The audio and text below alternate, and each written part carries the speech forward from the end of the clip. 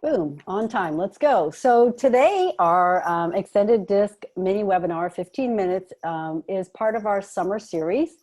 And we've been focusing on different reports coming out of the sales capacity assessment suite. Today, we're going to be focusing on a team report, specifically the team competency summary report.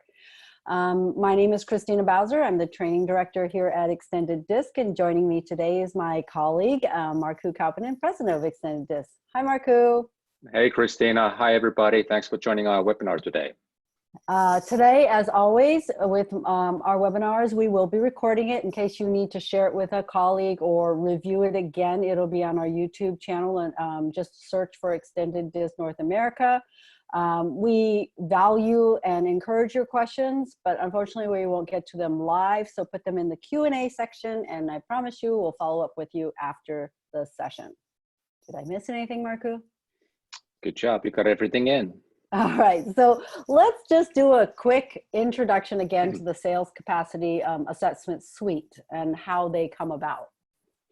Yeah, let's get started. So we've been talking about this all summer long. It's a different assessment in that it's not based on the DISC theory. However, it still is housed, if you will, on the Things platform. So if you have your own admin portal with us, you have a separate section for the sales capacity assessments. And the nice thing is, of course, it's easy to manage everything. So you have one place to go to do it, whatever they need to do with the assessments, but you also can take some of our sales DISC assessments, and there's a very seamless connection to the sales capacity assessments we are talking about today.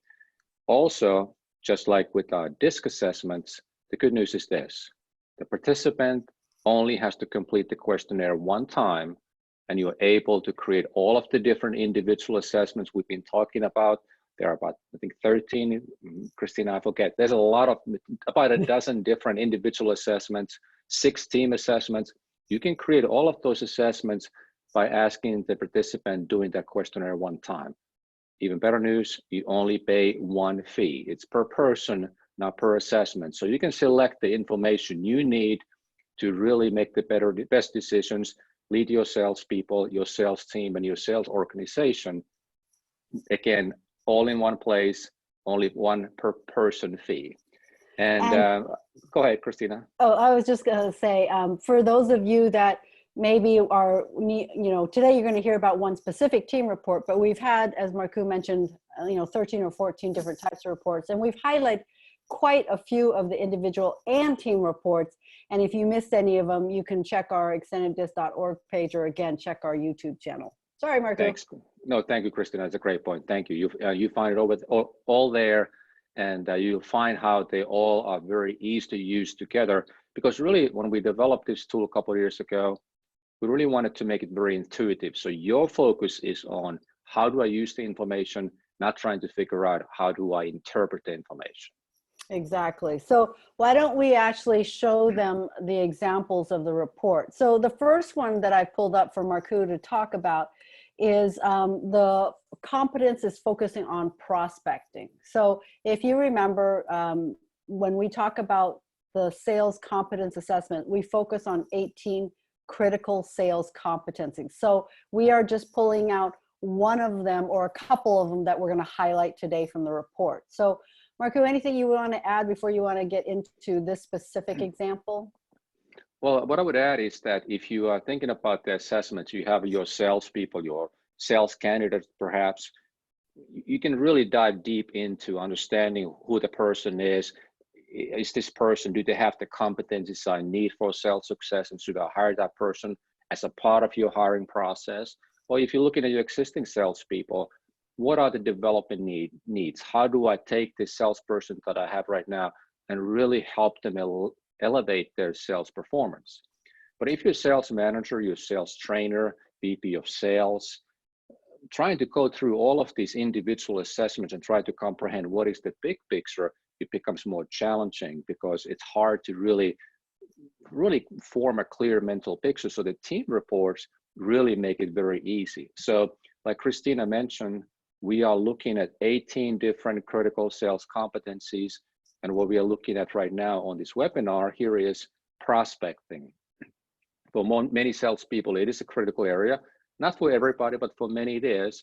And here you can very clearly look at your sales team and see who are the sales people who have a strong competency in prospecting, who are the others who fall in the middle, and who are the ones who we really have some work to do. And you can, again, form the big picture very clearly. And by looking at the report, you can just kind of refer to the right side of the page and you get a quick reference point and description what that kind of prospecting actually looks like in practice, Christina. So let's just kind of narrow it down, because for my old eyes, I need something bigger. So what I did, Markku, was I just took the top section of that prospecting graph with the corresponding text. And I also took the bottom green section of the prospecting competence and with the corresponding text so that you can explain further. Thank you. I was actually reaching out for my readers, so this helps a lot. So in our team here, we have only one person who's in the very top, what we call it, top 70, I think it's 76% or higher. This person falls somewhere in about, I would say about 85, 90%. L. Meitner is our top prospector. He or she has a very strong competency set when it comes to prospecting. Now, obviously, if prospecting is important for our sales team, this is probably the person that is going to do very well in that area. Bad news for us would be that if prospecting is important, we have 11 salespeople who really fall at the bottom range. You know, they really are more focused on cultivating existing business from existing clients, as you say, new business from existing clients, rather than looking for opportunities to really actively seek those new business opportunities, bringing those new clients.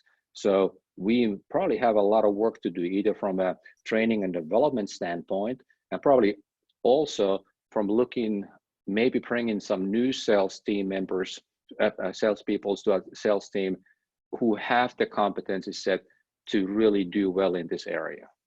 Exactly. So I wanted, Markku, just to actually show you, to present one more example. It's another competence, and this competence is called controlling the sales process. And you can see the distribution of sales professional team members is a little bit different. So I was going to have Markku talk about this one as well. Yeah, here's another important competency for most sales organizations. How do we make sure that our salespeople have the competencies to take control of that sales process, instead of kind of being at the mercy of our prospects who assume control for different reasons? You are right, Christina. This team now, it looks a lot better. We don't have anybody there at the very bottom of the page. Most of our sales team members are going to be in the middle, and we even have a couple of there, actually probably about 5 or so in the top third of the competency level when it comes to controlling the sales process. What our clients really are telling us almost daily is that what they really like about the presentation format is that it is very easy to understand. You obviously very quickly see where everybody falls, and then you can refer the text to the right side of the page, kind of get a reference point what that kind of a competency looks like in practice. And of course, when you want to dive deeper, then you take the individual assessment and you really get a lot of detail in there.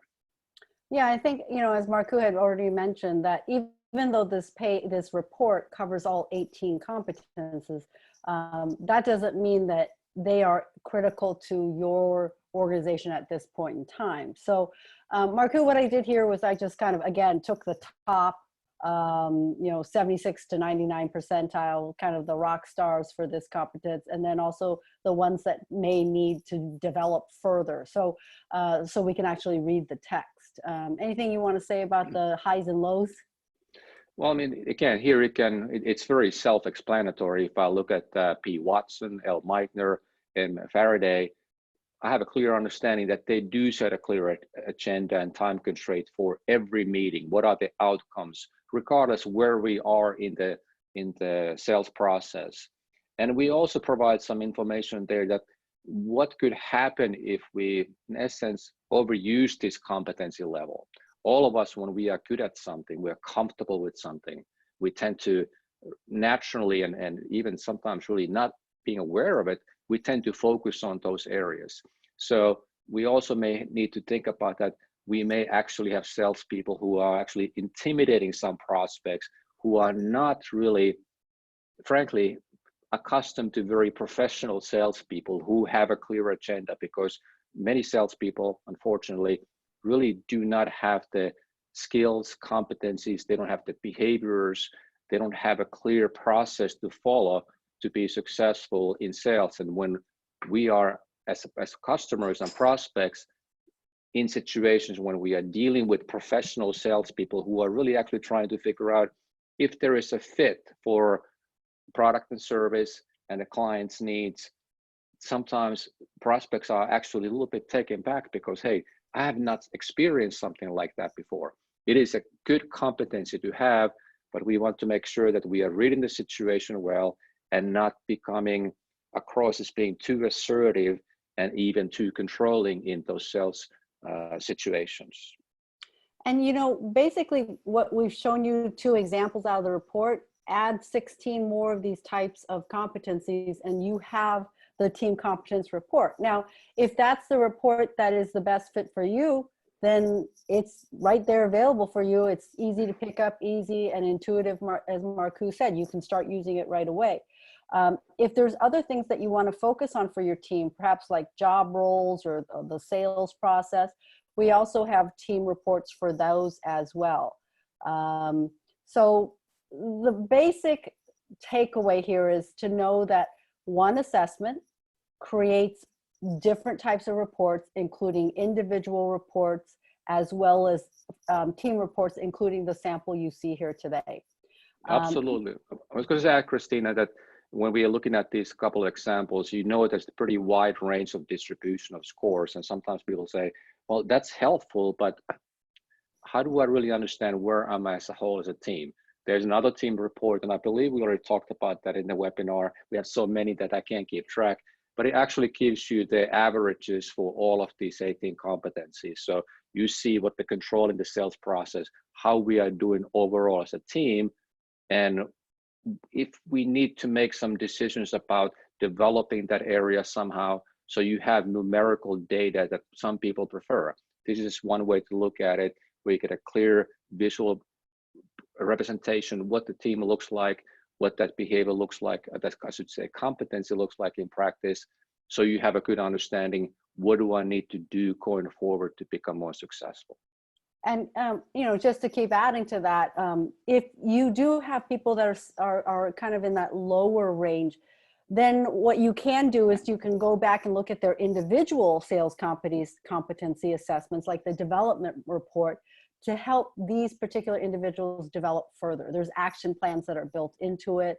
You can see what might be holding them back, what might they further concentrate on to help them develop specific competencies.